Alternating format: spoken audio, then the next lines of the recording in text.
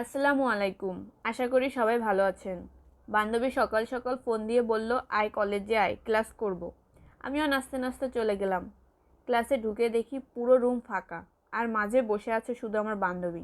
মনে হচ্ছিল পুরো কলেজের ব্রিলিয়ান্ট স্টুডেন্ট আমার বান্ধবী। সে লেখাপড়ায় খুবই মনোযোগী।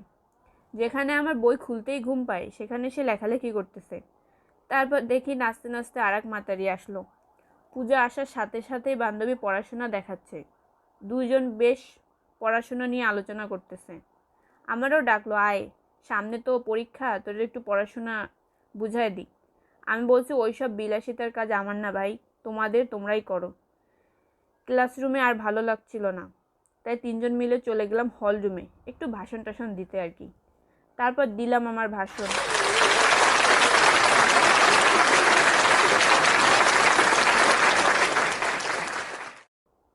ধন্যবাদ ধন্যবাদ ধন্যবাদ। দুইজন শুভাকাঙ্ক্ষী আমার ভাষণ শুনতে আসছে, আর কেউ আসেনি, কারণ তাদের নাকি ফালতু সময় নেই আমার ভাষণ শোনার। যাই হোক, মন খারাপ করে তিনজন আলোচনা করতে বসে গেলাম কেন আমার ভাষণ শুনতে কেউ আসলো না। অনেকক্ষণ আলোচনার পরও কোনো কারণ খুঁজে পেলাম না। তারপর এসব বাদ দিয়ে শুরু করলাম পিকনিকের আলোচনা। কবে পিকনিক করা যায়, পিকনিকে কি খাওয়ার ব্যবস্থা করা যায়।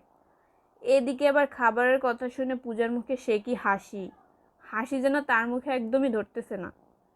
साइड में हटिए, मैडम को आने दीजिए। आइए मैडम, आइए, चलिए, take it easy, take it easy.